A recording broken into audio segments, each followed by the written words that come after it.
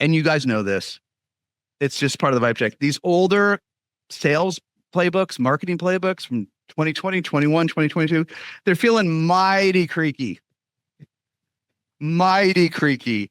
I put these small bullets at the bottom. Too many folks I talk to that have been around for a while, they're just apathetic or jaded. They are. I can't tell you how many interviews I've done the last month or two where folks bailed when they found out they had to do the work themselves. They bailed when they found out there were KPIs. They bailed when they found out the job couldn't mostly be about them LinkedIning or making videos about themselves. People are apathetic. They're jaded. Things, even basic things. You can look at what HubSpot and others have talked about how SEO is down because of Google's changes in generative AI. Even tougher, one of the weirdest things of AI is categories that used to be boring are now exciting.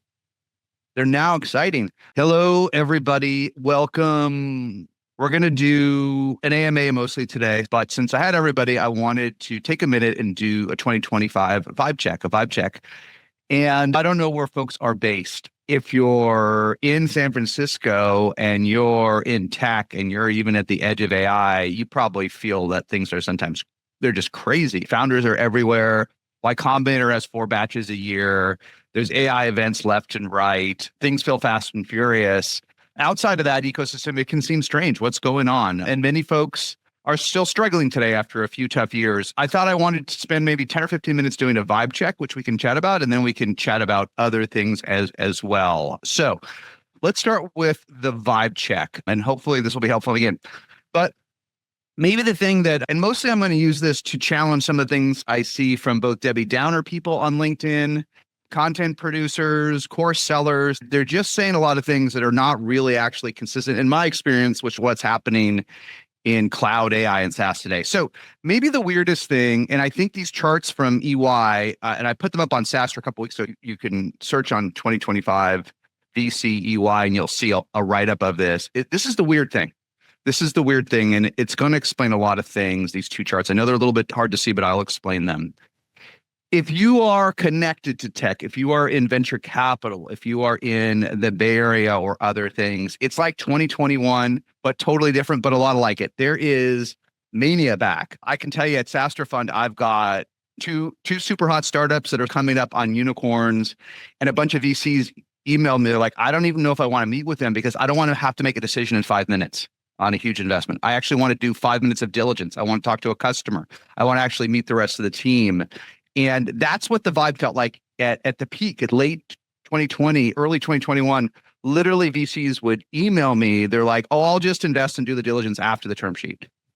Because it seemed like in 2021, when the average public, this sounds crazy today, but the average public SaaS company was growing over 70% in 2021. It was such crazy pandemic-fueled buying that honestly, you could almost make money in venture, just invest on anything with good growth. It felt like you didn't have to meet the people. And that has come back to an extent. It has come back to the extent because for the best AI-fueled companies, the growth's just insane again. And so people will take more and more risks. So it feels like it.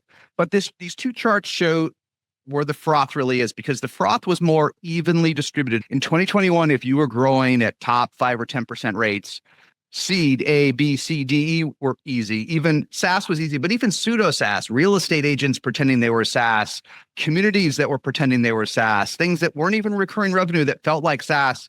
People want to invest in everything. Today, it's very narrow, and there's two things happening. If you look on the bottom right here, you'll see that the majority of investing, 44% in 2024, already the majority in 2025 is into AI and AI native investments. Every VC you talk to wants to be AI. You can AI wash your app and pretend it is, but you really need to be either have a true generative AI first solution or have something that's very related to the parts of AI infrastructure that are scaling like mad, right? Just because you add a little ML or add a little chat widget, if it doesn't change the trajectory of your company, I don't think VCs are that stupid. They may be taking a lot of risk, but they're not stupid. So realize the majority of the VCs going into that. And so if you're not in either AI SaaS or certain parts of vertical SaaS, it's harder to fundraise than it has been in years. Look, take that chart at the bottom right. Your odds, if you're non-AI in SaaS, of getting funded are going down. They're going down. So be thoughtful about that.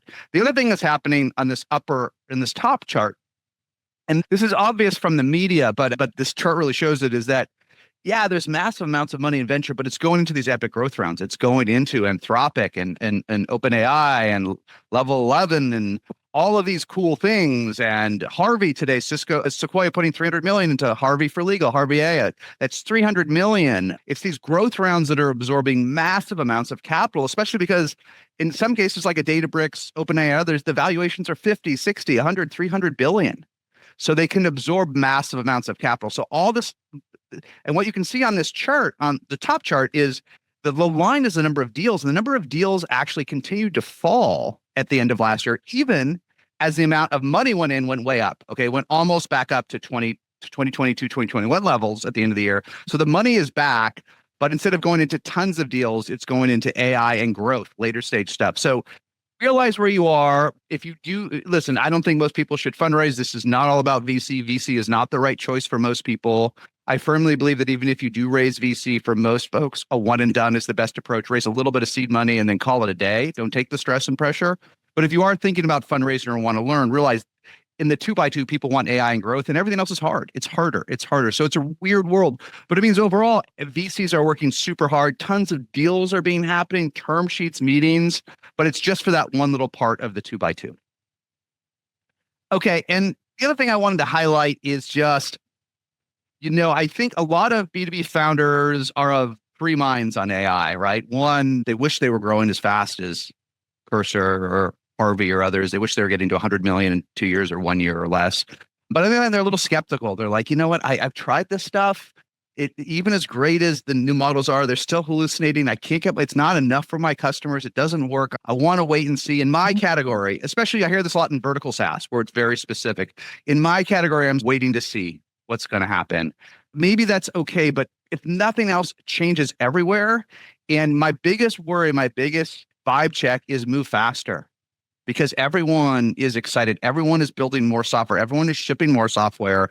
And you got to move faster. And I compared two just classic SaaS players here on the right. Shopify yesterday announced they crossed $11 billion run rate. $11 billion from Shopify. And it's accelerating. It's growing 31% at 11.2 billion. That's even better than it sounds, because that means it's adding over 3 billion of new revenue a year. But most importantly, it's the fastest it's grown in 3 years. The fastest it's growing in 3 years, Shopify. Shopify is accelerating. It's accelerating at 31%. It was in the 20s a year ago. It's accelerating. It's more profitable, higher free cash margins, and it's accelerating even though it's crossed into double-digit market share. It's just accelerating. Tripled since 2020. On the bottom, I pointed out a company that I do love, but is growth has slowed, is PagerDuty. PagerDuty is coming up on 500 million in revenue, a lot, but growth has slowed to 10%. But the toughest number, and there's more companies like this out there today than is discussed, 0% net new customer growth. This last quarter, they announced they had 15,050 customers. A year ago, they had 15,049. They added one in a year.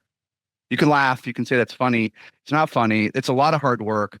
They're growing through the 107% NRR. They're growing through going more enterprise, and they're going through price increases, which is the playbook of a lot of folks today that don't have new products, that don't have new moves, that aren't adding to their TAM, that aren't adding to their playbook. They're somewhat out of ideas. So what do? You raise prices again and again, and you push more and more enterprise and abandon your smaller customers, which may help you make the quarter, but oftentimes is abandoning the future to hit your present goals. But this is too common. If you don't do anything, so many folks are ended up in this frozen moment where they're still going to grow with upsells and going more at market, but the customer count is frozen. It's frozen. And this is more common. I see it across.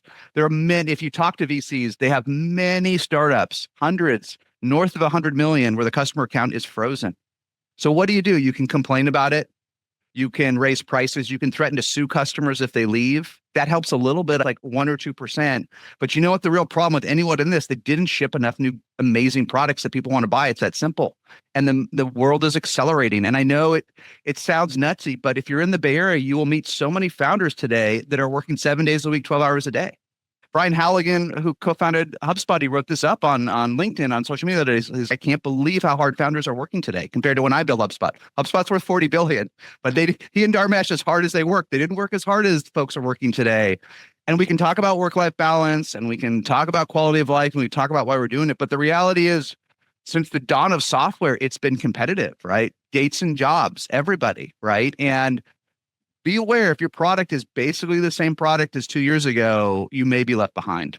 This is the biggest vibe check. I'm seeing folks left behind, and I'm talking to founders, and the consistent message I'm telling to them is it's not too late. We're still early in this wave. We're early in AI for B2B in many use cases, but you better get ahead of it now. You better find a way to build 50%, 100% more product this year and be ahead of it rather than being frozen in time, because there's 1,000 competitors out there that want to steal your lunch. Again, the last one, I know folks know this, but this is why, just for a vibe check, I thought I would throw it out, is this is why it's like 2021, but different all over again. There are many folks that aren't growing at all. There are many folks whose customer count is the same for the last 2 years. But man, when you're hitting it today, you're hitting it better than ever. So here at the top, now this isn't all software or SaaS revenue, but Deal announced that 800 million is growing 70% last week. That's pretty good, guys. And that's pretty good in a space where they compete with 10 other customers, like directly or indirectly. They're competing with Remote and Rippling and Gusto and so many others. They don't own this market even. They don't have an 80% market share. And they're still growing 70% at 800 million. And look at Cursor, and we could talk about Cursor. Here's Cursor, Wiz, and Deal, and a few others. We're talking about folks that can go to 100 million in a year or two. And on the right, it's just look at all the money going into cloud infrastructure. So I'm not saying that this is you. I'm not saying that you are Cursor or Wiz or Deal, but you got to objectively learn from them. And what's happening today is the CIOs are still trimming apps. In many enterprises, the app count is still flat year over year. The app count is flat. They are trimming. They are forcing folks to standardize on fewer vendors, on the same vendors, to just forget about that just use what we have. That's happening. But on the other hand, budgets overall have grown about 50% for AI. So you've got to calm down, listen, and find the budget. Maybe you think copilots are silly, but if there's budget in your space, go build a copilot, okay? Maybe you think it's crazy that Salesforce is charging $2 for Agentforce, but if it's working for them, maybe it'll work for you. There are different sources of budget in AI, and I'm not suggesting be cynical. Maybe I'm suggesting be a little cynical, because a lot of this is an experiment budget, but go find it. If you sit here and you don't tap into this budget on the bottom right, you're wasting an opportunity. You're wasting an opportunity to tap into this massive spend that is AI fueled. And that AI, at the end of the day, is fueling applications. It's fueling B2B applications. So go get off. If you're feeling sorry for yourself, if growth is slow, go find it, because hypergrowth is crazy. So it's also the vibe check. It's why some folks in venture are morose, because they don't have any players on this chart on the bottom left. And others think it's the best of time, and others are performative and pretending their investments are doing this well. But it's driving lots and lots of froth and excitement. Okay, just a couple other points. I just want to make something super clear to folks. I said this so many times on SaaStr, on our LinkedIn, on social media, but profitability, efficiency is great. It may be necessary. It may be necessary if you don't have capital, if you're bootstrapped, if you've spent all your money. The public markets are demanding that everybody be more efficient, but it's not enough. So profitable, hooray, no one cares. No one cares. Yes, Shopify, we talked about them at accelerating it at 12 billion. They are getting more efficient. They're getting more efficient because they're growing 30% and they're increasing spend in the teens. Like sales and marketing, I just wrote it up on SaaStr on 5 Interesting Learning. Sales and marketing, product, G&A, they're all growing in the teens. They are hiring, they are spending more, but in the teens while they grow 30%. So if you hire, but at a rate lower than your growth rate, you will get more efficient and more profitable. Public markets want that. Monday blew out the quarter. They're much more efficient than they used to be. Yes, but it's not the end goal. It's necessary, but not sufficient. And if you look, I sorted the Bessemer Cloud Index public companies by the lowest revenue multiples. If you look at that chart, EV divided by annualized revenue, that's the lowest multiples. Isn't perfect, but it gets you a sense. Some of these folks are super lean and efficient. Who cares? Or RingCentral trading at 1.8x revenues. It's profitable, right? PagerDuty, we talked about 3.4x. Bill.com, who I love, one of the best, but still 4x. Zoom, massively profitable. Zoom's at over $4 billion in revenue. Half of it is free cash flow. Zoom is generating $2 billion of cash out of its $4 billion. No one cares. It's worth 3.8x revenue. They care a little bit, but they don't care too much. So I still see too many conversations of founders, folks of revenue executives blaming other people, saying it's all about efficiency. This is the age of efficiency. It's not. We are back to growth. Look at that chart. Look at Cursor. Look at Wiz. This is not only what VCs are hunting. It's tough. This is where your recruits want to work. Now that there's so many fast growing startups, where do they want to work? They want to work at these places. So it is challenging, but profitability may be necessary. As a founder, I went profitable at 4 to 5 million because I didn't want to raise any more money. It was great. It was freeing. It was liberating. I didn't have to work for the man in a sense anymore. I didn't have to listen to my VCs too much, a little bit, be respectful. They bet on you, but I didn't listen to them too much. I went profitable, but it didn't matter beyond making the business model work for me. I didn't need to raise, but I didn't get much credit, and you're not getting much credit today. So don't listen too much to folks that say profitability is the end goal. It is really not, but it may be necessary. It may be necessary in today's world. And then I think 2 last points, and then we'll break. This one, I wish I could. We're going to talk a lot about this at SaaStr Annual in May. Please come. It's going to be great. It's something I don't have all the answers to, but I can recognize the flags, which is, man, and you guys know this. It's just part of the vibe check. These older sales playbooks, marketing playbooks from 2020, 21, 2022, they're feeling mighty creaky. Mighty creaky.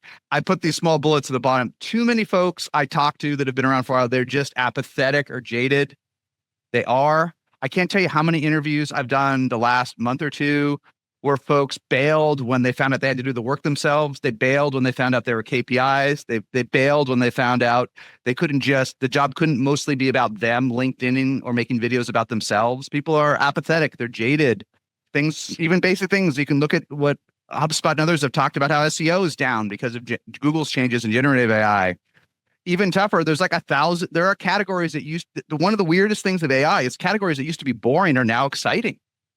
They're now exciting. When I co-led the A round in SalesLoft, and there were like 3 vendors in that whole space at the time. And people were like, who the hell wants to invest in sales tools? This space sucks. People would laugh at this. Now every kid in the world has this. There's like, how many AI SDR tools are there? I count 7,843 on our tracker. Okay, maybe it's less. Legal. Oh my God. I led the first investment in a company called Logical. Andy did our workshop Wednesday. He sold for 300 million last year to private equity. People were like, why would you invest in legal? That's nichey. It's tiny. They don't have any money. The sales cycles are long. All true today. And then boom, Sequoia, 300 million in Harvey AI today. There are hundreds and hundreds of AI focused legal startups. Now, there are obviously reasons, right? What these things can do for reviewing an NDA, for collaboration in legal are epic. And most of these AI SDR tools are not great today, but I believe in a year they will be. So there's a reason. But what it means is your category may have been sleepy 12 or 18 months ago. It may have 5, 10, 1,000 times more competitors than before. So it's just creaky. And I don't have all the answers, but I'll point you to 2 things. One, we put up on our YouTube, Kyle Norton, who's CRO of Owner, where I'm on the board, they're adding 100 sales reps this year. And he did this presentation on his secrets to scaling. He's done a workshop Wednesday too. He's done a lot of content with us. I love how he thinks about stuff rationally, state of the art. He'll share the AI tools he uses. He'll share how he's managing his team today. He'll share that the sales team's going back to the office, interestingly. A remote team going back to the office together. He'll share all these secrets to scaling. It's really good.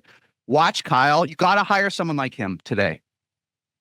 You can't hire the bitter CRO from 2021 that's complaining that outbound doesn't work anymore and doesn't have any solutions. I just see that left and right. Outbound doesn't work. Well, Kyle, it's working pretty good at Owner, but listen and learn how he does it. Okay. Yes. Look at this awful email I got from Slack the other day. I wrote this up on SaaStr, if you can read it. Just people are still writing this old playbook. It's terrible. Reading from Slack in all caps. They're telling me it's a pioneering product for collaboration. Can we set up a 30 minutes call? I'm given 2 time slots that are good for them. It doesn't say anything about me, nor do they know we're already paying customers. We're already paying customers for Slack and Salesforce. They don't even know it in their own CRM. This is literally a terrible AI driven. So we're still running this playbook. And maybe it works a little bit for Salesforce. For the mega brands, we're just being in the game works at least a little bit. I don't think this works for startups anymore. So I just wouldn't hire anybody who has no new ideas for their playbook, or their ideas are going to bring in clay. Okay, great, amazing app. That's not going to do it in today's world. Though it is working. Like the best ones are growing faster than ever, but it's not by running the old cliquey playbooks. I'm just seeing them fail close to 100% of the time. So I think that's just about it. I'll highlight one more thing and then we can open it up to any questions. But we just announced, if you're coming to SaaStr Annual, and you have an AI first product or even an AI first feature, apply to pitch it at the AI demo stage. Go on SaaStr Annual. There's a link and you can come. The slots are super short. They're going to be like 2 minutes. Part of it's going to be for fundraising. Mayfield is going to invest in the number one pitch from 500,000 up to 5 million. So that's going to be fun. So there'll be a pitch part of it. If you have not raised money before, venture money, you're eligible to win for this pitch.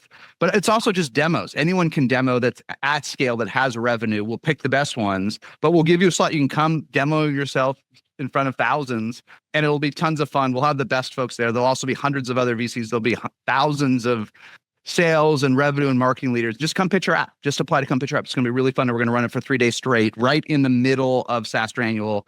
So you got to do it in 2 minutes, but anyone that passes the bar, as near as we can tell, will be able to pitch their app for 2 minutes live at SaaStr, and it'll be a lot of fun too. So apply to that. And with that, Amelia, I'll open it up to any questions that we have. Yeah, Jason, let's say that people have been listening to you for the last year and they realize that they're not going to IPO and we're trying to turn it around. Yes. We're like, okay, look, the product's not there right now. We have to do multi-product. Everybody's somewhat defeated. Let's say people are somewhat jaded now. Like, how do you turn the company culture around? What do you do tactically? Yeah.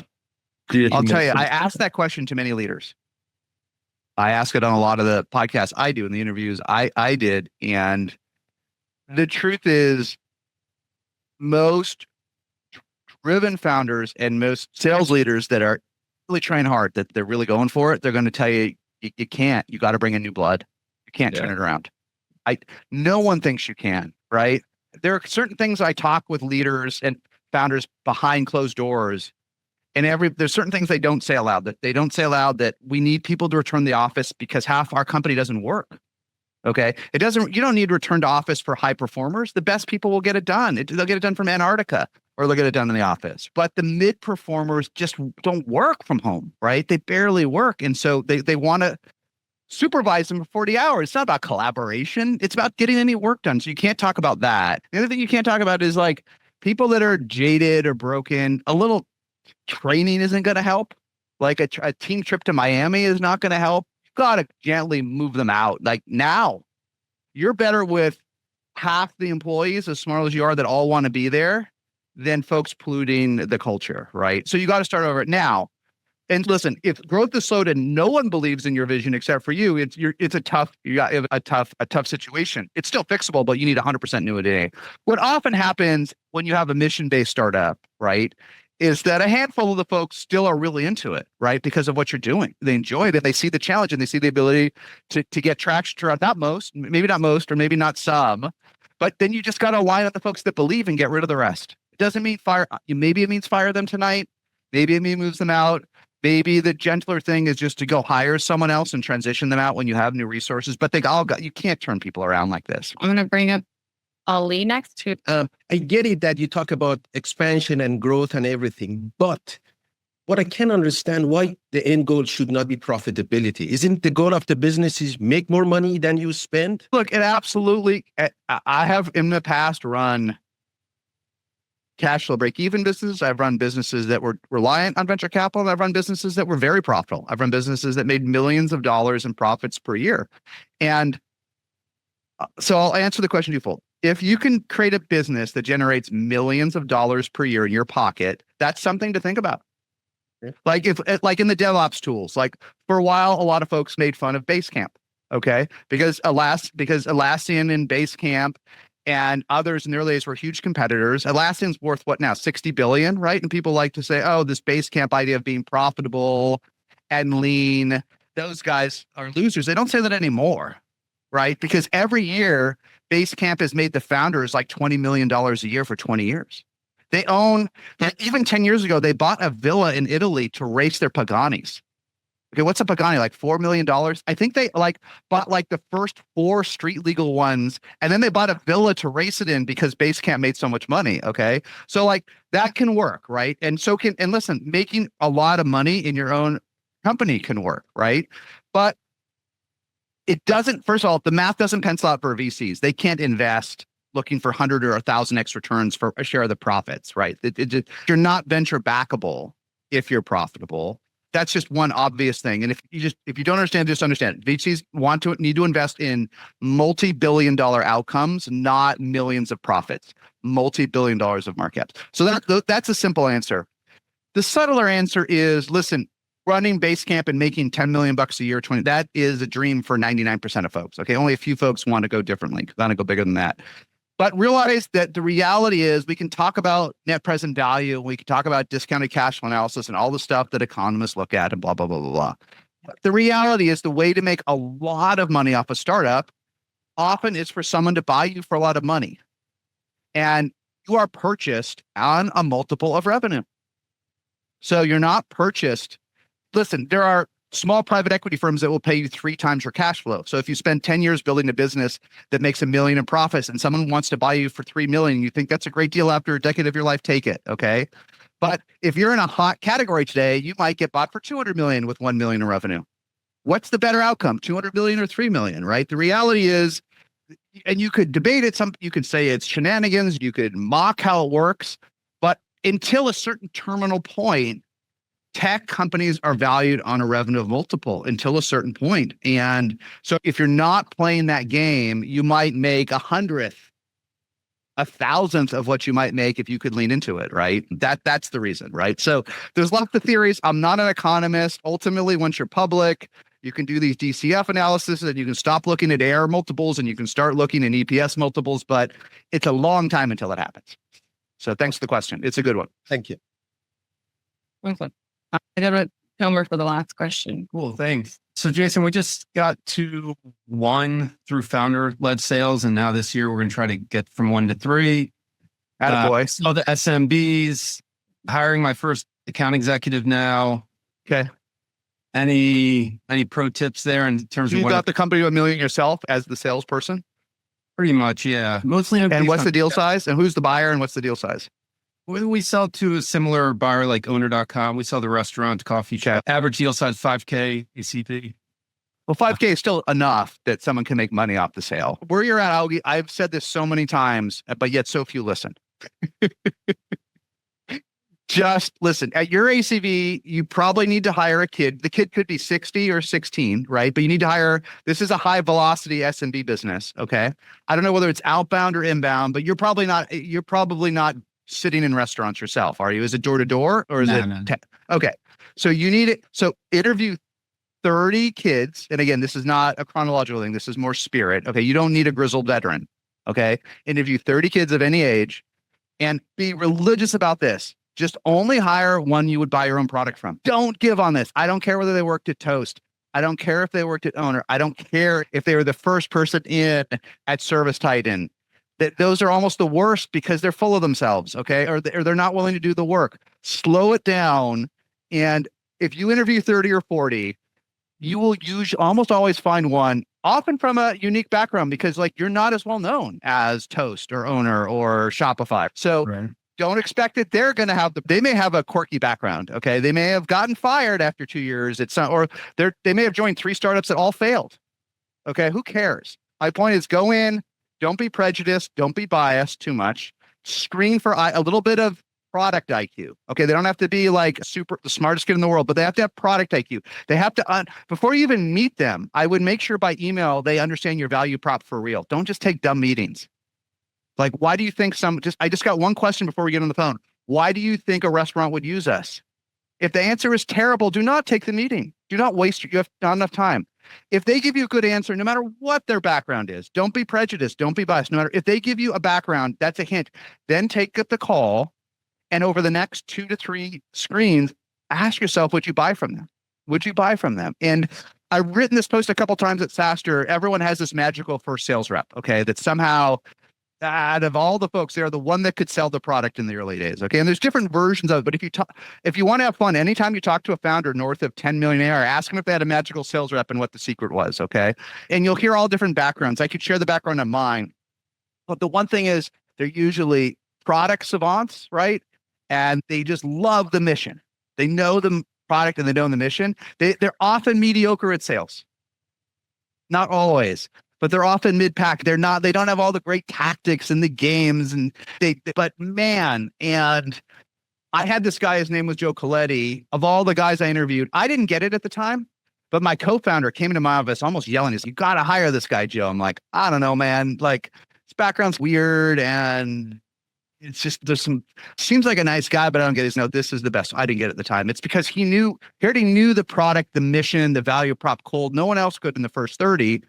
And then I'll fast forward to that next year at Dreamforce, not that much longer. I was at Dreamforce. There's just Salesforce's big thing. We were exhibiting there. And this huge sales guy, must have been like 6'5", huge bulking. I think it might have been a Kels cousin or something like that. Big guy. He grabs me, walking into Dreamforce, and he grabs me by my shirt. He's because I had a company sweatshirt, EchoSign. He grabs me by his. Do you work at EchoSign? I'm like, yeah, I'm the founder. He's, you know Joe Coletti? I'm like, yeah, he's on our sales team of one. He's on our sales team. I love Joe. I love him. That's who you want.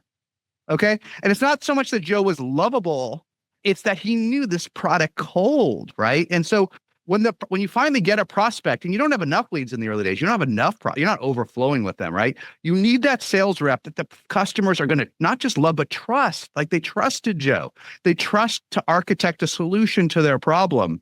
And you've already closed $1 million in revenue. So I'll end it saying, oh, forget, I don't care where they came from, if they graduated from high school, whether they dress weird, whatever their problems are, if they don't bathe often enough, that one that you would buy from, hire her or him. And don't hire anybody else or they'll be gone. They'll close nothing. And even worse, what will happen is you will quickly not even give them the leads because you'll see revenue go down. Right? So I hired that one guy, Joe. He and I got to $2 million in revenue. And then I hired my first VP of sales from Salesforce. He hired 10 people. All of them except Sam Blond, who have done a lot with them, became Brex. All the other 9 closed nothing. And with 10 people, that VP of sales closed less than me and Joe did. They all came from the right places and they all checked the boxes. And many of them were reasonably attractive and fun to go out for drinks with, but they never knew the product. And so we lost all of them except Sam lost 100% of the deals to DocuSign back then, 100% because they didn't know the product. This was too early in the space. The space was not mature. They're not going to buy from someone that they don't know. We didn't have this great brand, right? But when it was me or Joe, we closed them. And then when Brendan came back in and Sam did it, then we could beat them in most deals, right? But they lost zero. They closed nothing, these 9 reps. Nothing. And I wouldn't have bought from them.